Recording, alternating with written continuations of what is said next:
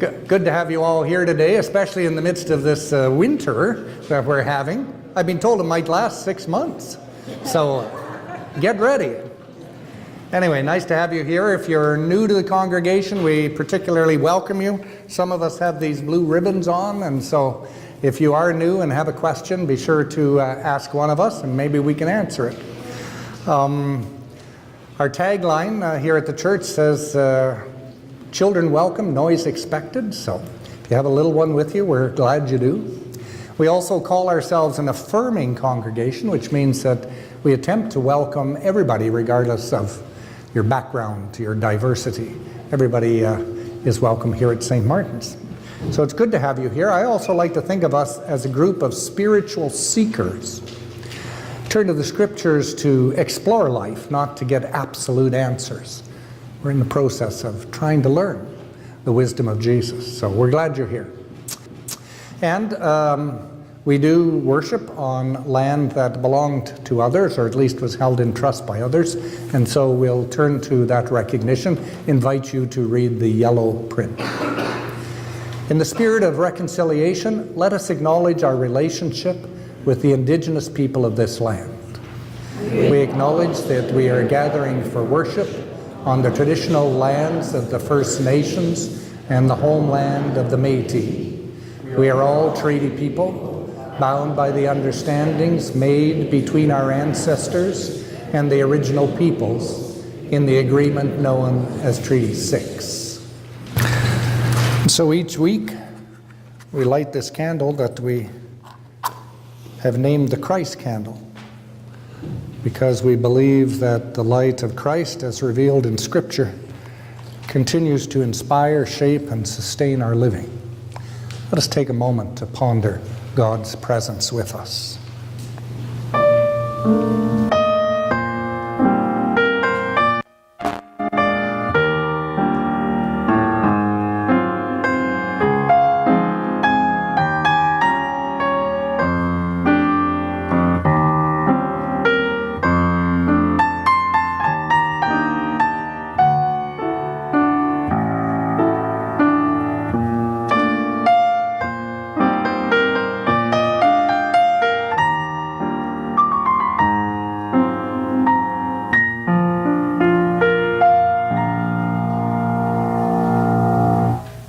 I invite you into worship a little further as we share in the morning liturgy.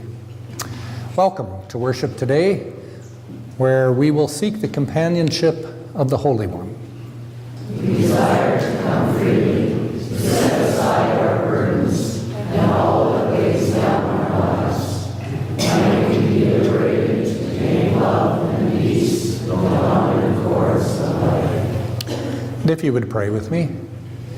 Giver of the perfect gift of life on this planet, we come with grateful hearts for the adventure of living. Help us to put our life in perspective, balancing our daily needs with a broader view of what it means to be human, to live in community, and to be open to holy mystery, not just during this hour, along the path that Jesus walked. Amen. Listening for God's Word. Mark chapter 12, verses 38 to 44. As he taught, he said, "Beware of the scribes who like to walk around in long robes, and to be greeted with respect in the marketplaces, and to have the best seats in the synagogues and places of honor at banquets. They devour widows' houses, and for the sake of appearance say long prayers. They will receive the greater condemnation." He sat down opposite the treasury and watched the crowd putting money into the treasury. Many rich people put in large sums. A poor widow came and put in 2 small copper coins, which are worth about a penny. Then he called his disciples and said to them, "Truly I tell you, this poor widow has put more than all of you who are contributing to the treasury. For all of them have contributed out of their abundance, but she, out of her poverty, has put in everything she had, all she had to live on. May God bless to our understanding this reading from the Holy Word. Would you pray with me for a moment? May the words which I speak this day combine with the thoughts and reflections that fill our minds and hearts, that together we might seek your wisdom for our living. Amen. So, a couple of weeks ago, Darren and I had the opportunity to attend a workshop at St. Andrew's College that was featuring as the two-day speaker, the Reverend Dr. John Pentland, whose picture is there. He's the minister at Hillhurst United Church in Calgary. Because my daughter lives in Calgary, a number of years ago when I went there, she said, I found this interesting church, maybe we should go on Sunday morning. So we went, and I was blown away by the heartfelt, soul-filled worship that occurs at Hillhurst United Church in Calgary. It's interesting, we can see a picture of the church here. It's an old church, kind of situated in what I would think of as the Broadway area of Calgary.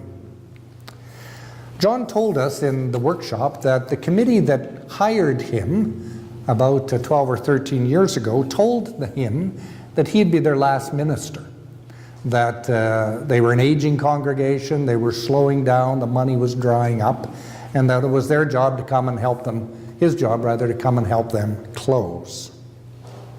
In the workshop, he spoke about the transition from this church being in a palliative state to moving to a very vibrant, life-filled church community. He told us of how the congregation grew from about 80 people on a Sunday morning to 400. How the Sunday school grew from about 10 kids to 100 every Sunday.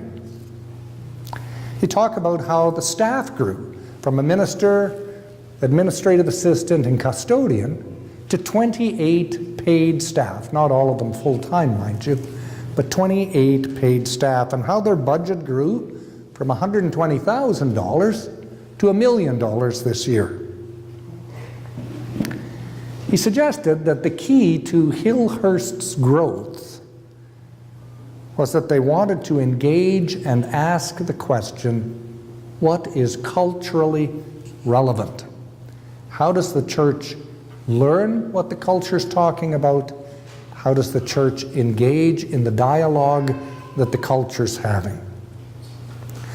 Well, some of the things they did as they listened was to create a pet service. The culture loves its pets. And so why not bless the pets? So they had a pet blessing service.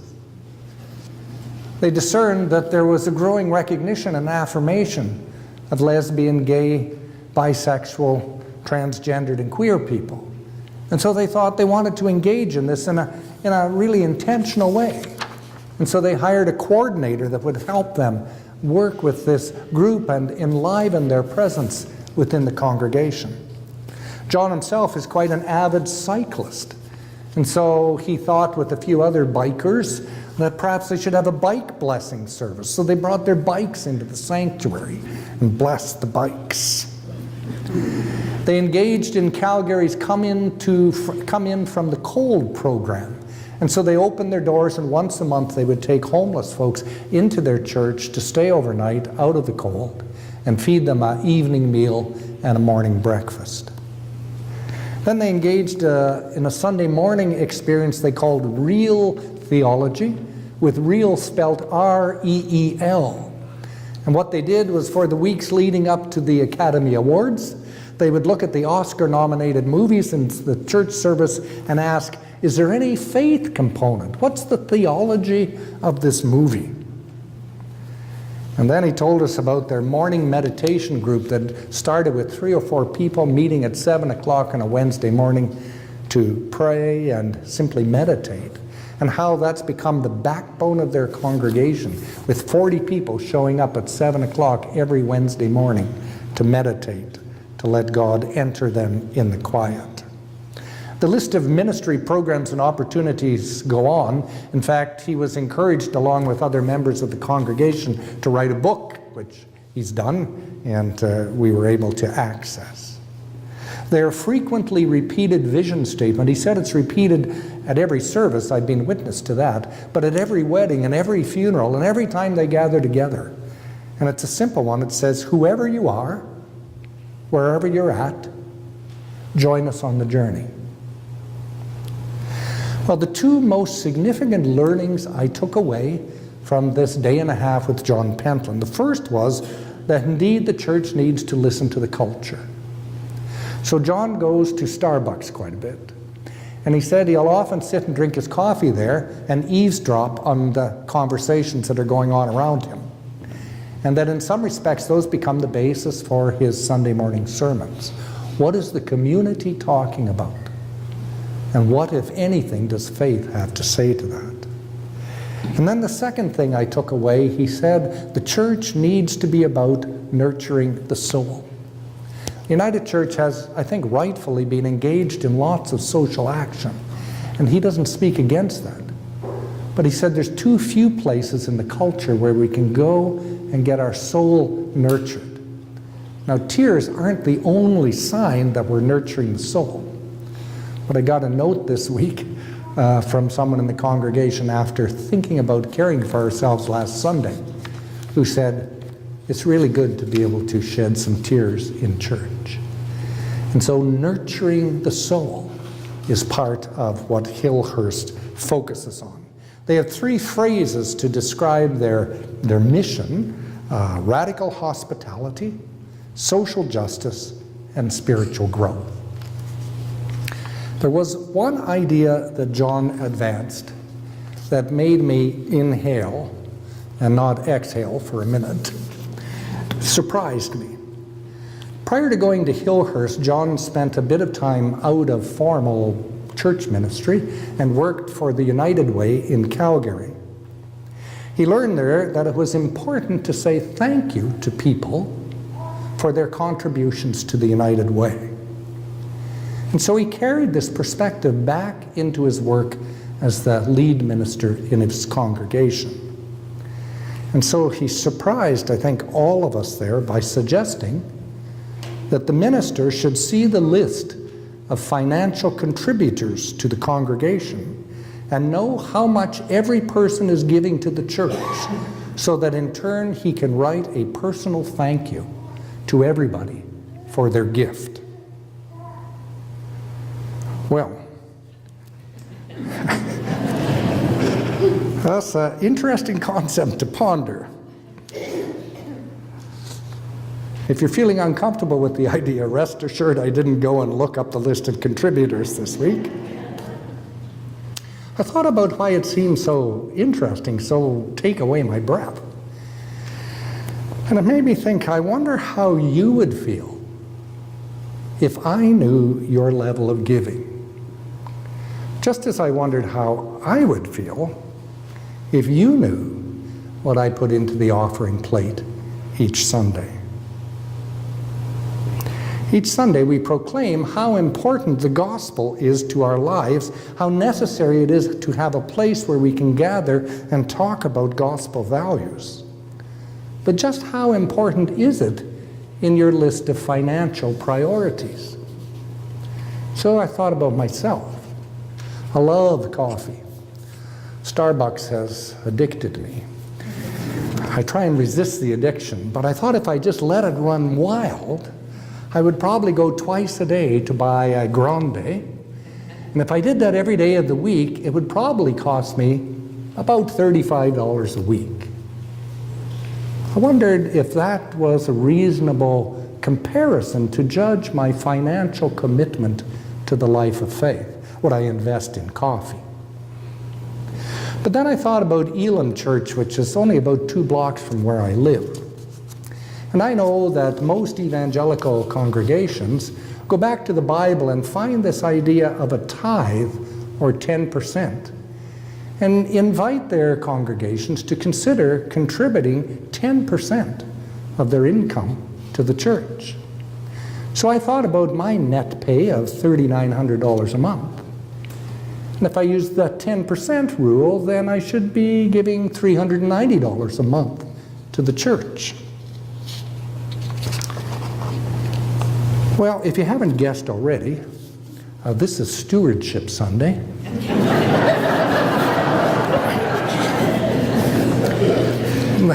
I'd kind of forgotten about this in my 14-year absence, but the finance committee grabbed a hold of me and jerked my arm up like this and said, "Would you please preach a sermon on stewardship today? Because everybody either will have or will soon have received the photocopied letter from the church saying, let's think about contributions again this year."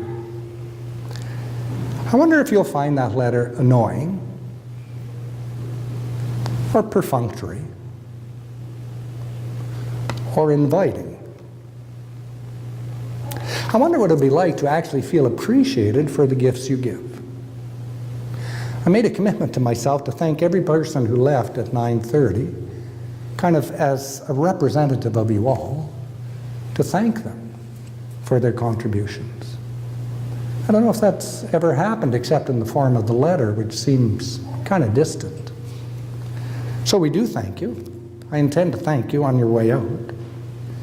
But most of all, I wonder, will you give because you are excited about the vision of St. Martin's Church, or because it's the predictable thing to do? One thing that this morning's gospel lesson suggests to us is a pretty complex lesson as I studied it.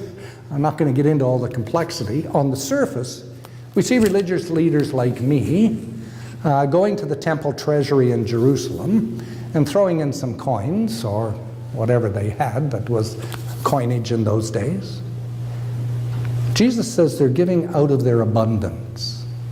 And so then he points to this widow, a poor woman, who comes along and drops just 2 coins into the treasury. And his observation is that really she's given more because she's invested herself in the work of God as it's exhibited in the temple. That those who give out of their abundance maybe don't really think much about it. But for this woman, who the scholars say are kind of silly, actually, the scholars are kind of critical of her because she's basically given away her food rations for the day, that she's invested. Her actions encourage us, the people of St. Martin's, I think, to ask 2 important questions. I think you can only be invested if you have a vision worth investing in. Do we have that? And then secondly, if we have the vision, then the obvious question, how much are you prepared to invest? John Pentland entitled the 5th chapter of his book on the Hillhurst experience, "Pay for what you want, not what you have." Pay for what you want, what you envision as a church, not just for the bills to keep the doors open. He suggested that vision and giving go together. Hillhurst wanted more children in church, so they advertised on Kijiji, interviewed applicants, and hired them to teach Sunday school. They wanted a ministry to the LGBTQ community, and so they put their money where their intention was and hired a half-time coordinator who would reach out to that community, find out their needs and their barriers to worship, and invite them in.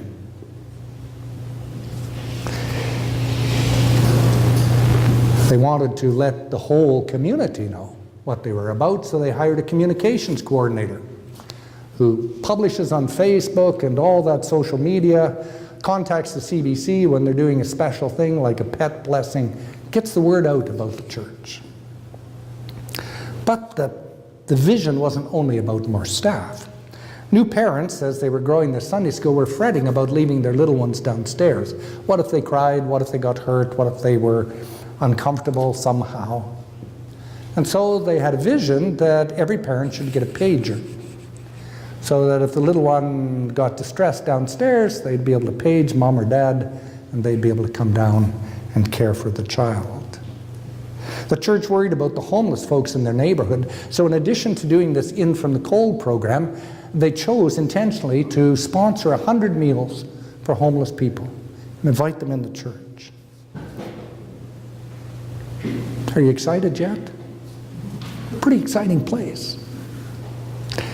Dare I say, St. Martin's is like Hillhurst. We're busy, we're active, we're outreaching, but I wonder if we need to grow our vision a bit more. I've been bugging Keith and Darren since I've been back to say, how do you understand the vision? Well, what are we really about at St. Martin's? I understand that question's going to be posed a little bit over the next number of weeks and maybe in a workshop in the new year. But we don't have to wait for the workshop. What's the vision? What do you think St. Martin's should be about? What do you imagine ministry could be here? And if you get that far, then the question is, of course, how are you going to invest yourself in it? With time and dollars. I think it could be pretty interesting stuff. These are exciting times.